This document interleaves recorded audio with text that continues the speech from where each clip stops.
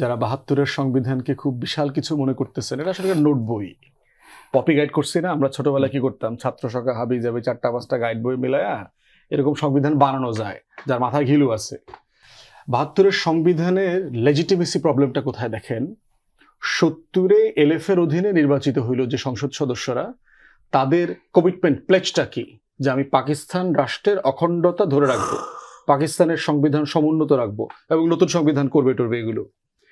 সেইখানকার কিছু সদস্যরা মিলে তারা গণপরিষদ করলো, সবাইকে না কিন্তু, আবার কেউ কাউকে বাদ দিচ্ছে ওইখানে। সেখান থেকে আবার একটা টিম বানায় দিল আপনার সংবিধান করবার জন্য। এবং সেই সংবিধান করবার কমিটিটার এখতিয়ার কার? শেখ মুজিব যে ফিরে এসছে, সে কি প্রেসিডেন্ট হিসেবে শপথ নিয়েছে? শপথ নেয়নি তো। জানুয়ারির পরে শেখ মুজিব ফিরে এসে কিন্তু সে সরকার প্রধান হিসেবে কোনো শপথ নেয়।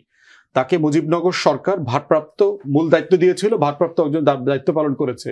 তা আপনি যখন মূল দায়িত্বটা নেবেন, আপনাকে শপথ নিতে হবে না? প্রশ্ন, শপথ কিভাবে নেবেন? আপনি তো বাংলাদেশ রাষ্ট্রের ফ্রেমে নির্বাচিত কেউ না। তাহলে দেখেন, এমন একটা কমিটি এই সংবিধানটা করেছে যার এখতিয়ার ছিল পাকিস্তানের সংবিধান করার। দ্বিতীয় প্রবলেমটা কোথায় দেখেন, আপনি কতবার ভুল করছেন, সংবিধান করে ফেললেন, গণভোটে দিলেন না কেন? যে ঠিক আছে, আমাদের এখতিয়ারের প্রবলেম আছে, এটা আমাদের ড্রাফট কনস্টিটিউশন, এখন জনগণ আপনারা কি মনে করেন, করে নাই, কোনো গণভোট হয় না এই সংবিধানের উপরে। থার্ড দেখেন অপশনটা কোথায় ছিল, ৭৩-এর মার্চে নির্বাচন হচ্ছে, প্রথম নির্বাচন। আওয়ামী লীগ চাইলে খতনাটা তখনও করতে পারতো ইলেকশন ম্যানিফেস্টোতে, যে আমার এই ম্যানিফেস্টো আছে, অ্যাট এ টাইম আমার সংবিধানটার ব্যাপারেও আমি আপনাদের অনুমোদন চাই। আপনি ওই ভোটের মধ্য দিয়ে এই সংবিধানটাকে লেজিটিমাইজ করতে পারতেন, করা হয়নি। এখন ধরেন প্রিন্সিপল বলা হচ্ছে, 4টা গভর্নিং প্রিন্সিপল, বাঙালি জাতীয়তাবাদ, সেকুলারিজম, সোশ্যালিজম, গণতন্ত্র, এগুলো বলেছে। আপনি মুক্তিযুদ্ধের যে ঘোষণাপত্র আমাদের 17 এপ্রিলের, যেটা পাঠ করা হয়েছে 1971 সালে, সেই ঘোষণাপত্রে বলা আছে যে আমি যে সভরেন, ইন্ডিপেন্ডেন্ট, ফ্রি, ডেমোক্রেটিক রাষ্ট্রটা প্রস্তাব করছি, সেই রাষ্ট্রটা পরিচালিত হবে 3টা মূলনীতির উপরে ভিত্তি করে: সাম্য, মানবিক মর্যাদা এবং সামাজিক সুবিচার। আপনি দেশের মানুষকে ঝাঁপায়া পড়তে বলছেন কিসের ভিত্তিতে? ওই রাষ্ট্রটা তৈরি করবার জন্যই তো। এইটা পড়ার পরেই তো আপনার সরকার গঠিত হইল, ওসমানীকে নিয়ে সর্বাধিনায়ক বানানো হইল, সেক্টর কমান্ডারদেরকে দায়িত্ব দেওয়া হইল, ট্রেনিং শুরু হইল, এই সবকিছু তো চলেছে ওইটার উপরে ভিত্তি করে। সেই 3টা মূলনীতি ৭২-এর সংবিধানে কি ছিল? আপনি 4টা মূলনীতির পাইলেন, ম্যান্ডেট নিলেন কোত্থেকে? আপনি তো ৭৩-এর নির্বাচনেই ম্যান্ডেট নেন নাই। ইভেন ৭০ পর্যন্ত আওয়ামী লীগের দলীয় গঠনতন্ত্র এই 4টা মূলনীতি ছিল না। তাহলে আপনি এটা পাইলেন কোথায়? কারণ রাষ্ট্র পরিচালনার মূলনীতি তো কোর বক্তব্য রাষ্ট্রের, এই বক্তব্যটার আপনি ম্যান্ডেটটা কোথায় পাইলেন? নাই তো। এরপরে দেখেন প্রবলেমটা কোথায় কোথায়। আপনি বলছেন ওখানে সংবিধানে একটা ধারা আছে যে এই জাতি বাঙালি জাতি বলিয়া পরিচিত হইবে। তাহলে চাকমারা যারা যুদ্ধ করলো ৭১-এ, ওকে বলছিলেন কিনা যুদ্ধের পরে তোমাকে কিন্তু বাঙালি হইতে হইবে? ওকে বলছিলেন কিনা? উর্দুভাষীরা যুদ্ধ করে নাই, যাদেরকে আমরা আটকে পড়া পাকিস্তানে বলে গালাগালি করি? 16ই ডিসেম্বর বাংলাদেশের বিজয় মিছিলে 32 নম্বরের সামনে প্রথম শহীদ হয় একজন উর্দুভাষী মুক্তিযোদ্ধা।